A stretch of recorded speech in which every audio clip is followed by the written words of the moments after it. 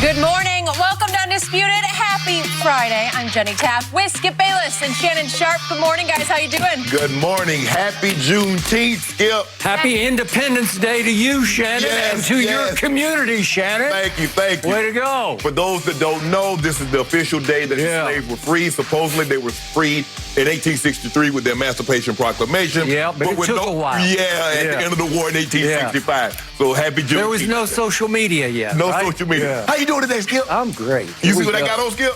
You see this right here? This that happy hour look. I thought they were Juneteenth yeah, man.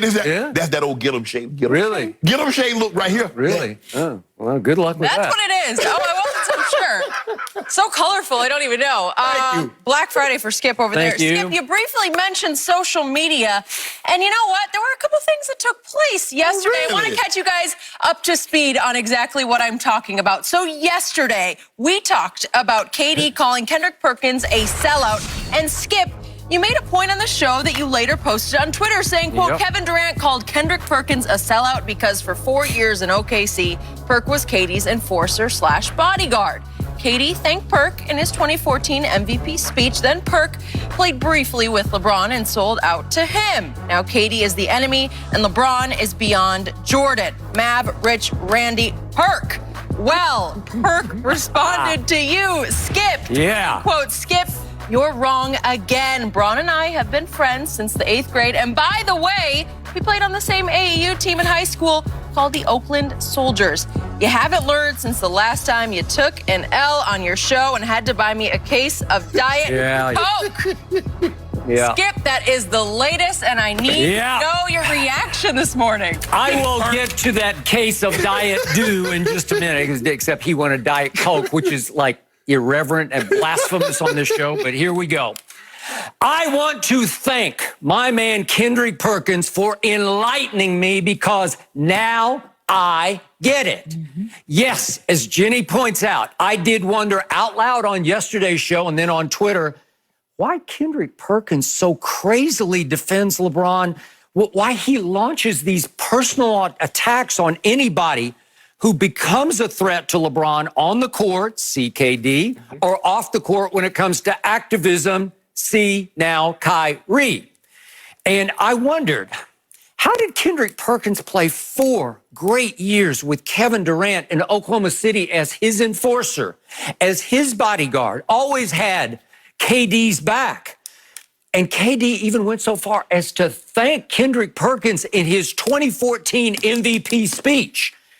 And then Perk turned on KD, and now KD has gone so far as to call Perk a sellout. But now I have been enlightened, and now I understand because Perk didn't know this. Perk played on an AAU team with LeBron James in high school. Perk says they became very close friends in high school. Now, how a kid from Akron, LeBron, and wait a second, and a kid from Beaumont, Texas, Kendrick Perkins, played on an AAU team located in Oakland, California, the Oakland Soldiers. I love that name, the Oakland Soldiers. But how that came to pass, I can't quite figure out. Maybe they were pros before they were pros, right? Is that possible? Yes. So now I understand Kendrick Perkins, and I understand that he has felt all along part of LeBron's high school inner circle. See Maverick Carter, see Rich Paul, see Randy Mims. I almost said see Shannon Sharpe, but not high school. He came later to the inner circle, but Perk believes that he was there from the start. So that's why I tweeted, I didn't know yet about the Oakland connection, but Mav, Rich, Randy, Perk. That's what he considers himself. So now, Kendrick Perkins, thank you because all of your opinions of LeBron James are now disqualified. Yes, they're all disqualified because now you have admitted your very close bias when it comes to LeBron James. So now I will just roll my eyes every time I see on Twitter that Kendrick Perkins has tweeted, LeBron is better than Michael Jordan. Or if he's tweeted on Twitter, LeBron is the greatest athlete in NBA history. Or the next time he says, LeBron is greater than Jesus. I don't think he's gone that far, but it feels like we're getting close to LeBron is better than Jesus when it comes to Kendrick Perkins. So now it comes clear he did not betray Kevin Durant. No, this preceded that. He was close friends with LeBron in high school. So now thank you very much, Kendrick.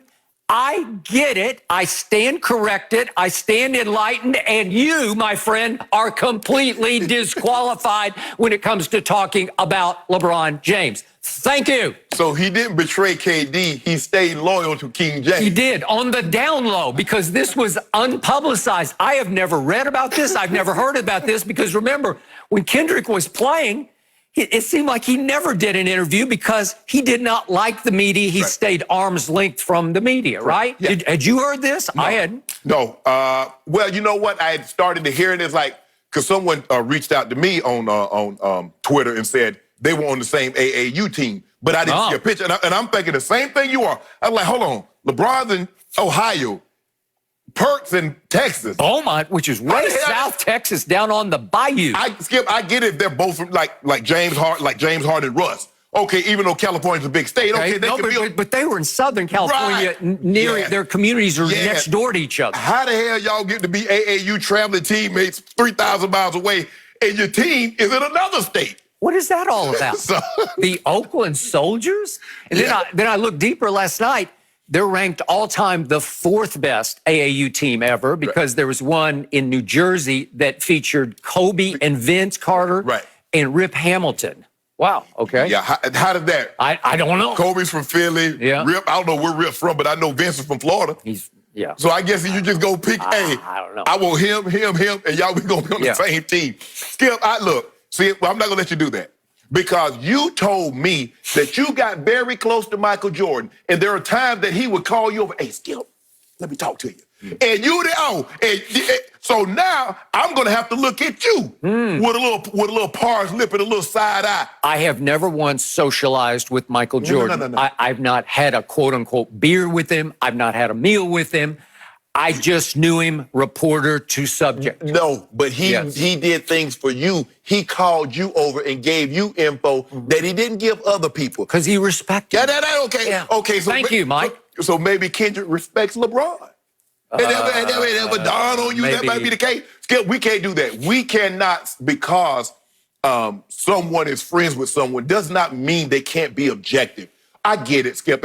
And you tried, I knew you were going to try to make this more than what it was. Skip, that was 20 years ago. Yeah, we're loyal. But I believe Perk has the ability to be objective and says, okay, LeBron didn't play well. LeBron missed this, or LeBron needs to do that. Yep. But he also knows what his eyes tell him. He also had played against LeBron, played with LeBron. And what he sees now, LeBron is still playing at an ultimately high level.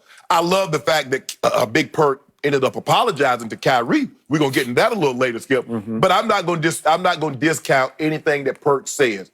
I get it, and that's a lot. There are a lot of people that's close with other people that do what we do in the media, that's close to these players, and you don't discount or I know, but high school friends goes deeper. Yeah. It lasts. It's where you got roots together, right? Yeah. Okay? Yes. Okay, it went so far. That's why I went off yesterday on the show. It went so far as to have Kendrick suggest the day before that the death of an African-American, 18-year-old African-American female, the murder of this woman in Akron, LeBron's hometown, got nationally overshadowed, didn't get enough national attention because Kyrie was talking about boycotting the bubble in Orlando. And he blamed that on Kyrie. And I'm saying, Perk, you've lost it, man. That's just too much of a leap. That is not fair to Kyrie Irving. Well, since Skip, I think they've made an arrest. Right. I think they have 3 suspects in custody. Yeah. But Skip, conspiracy theories, I don't really think, and I think the thing is that because it was getting so overshadowed, because of the George Floyd thing still continues to go on, Skip. That's really dominated the news. Now COVID-19 is back in the news because it looks like Florida is about to be the new epicenter. And now all of a sudden, basketball, we thought we was going to have basketball. Now we might not have it because there are 100 players that's like, not only is COVID a problem, we feel our voices will be muted if we go back down into the bubble. Correct. So, and that's a fair stance to take right now. Absolutely. And Kendrick can't condemn Kyrie for that stance because part of LeBron, maybe a big part of LeBron, is his heart is with Kyrie on that. Yes, but I think the problem that Perk had is that Kyrie, you never raised these concerns until the NBA said you couldn't go down in the bubble with your team. None of this other things came to fruition until you were told, Kyrie, you can't tag along. Then all of a sudden, he came out, well, maybe we should boycott. I think that's the biggest issue. And like I said, I don't want to speak for Perk, but I believe that's what the issue is. And Matt Barnes was kind of critical of Kyrie also. I believe those were some of the issues that they had with Kyrie. Had Kyrie voiced these concerns earlier, in the very beginning, I think people would have given some of these guys that have a problem with what he said would have said, okay, you know what, Kyrie, you make some compelling points. But it wasn't until ex post facto, after the fact he couldn't go. Now it's like, well, if I can't play, I don't want anybody else to be able to play also. So I believe that's where some of the frustrations with Perk and maybe Matt Barnes came into effect with Kyrie. Okay, so yesterday, I was trying to walk back through in my head the history of Perk with KD because for 4 years, they had greatness going together. Because remember, they went to 3 conference finals. Right. They won one of them to get to the finals and play, obviously, LeBron and D-Wade's Heat. Yeah. Right? Yeah. The Baby Thunder, as I call them. And yet, You used to call them that to try to diminish LeBron.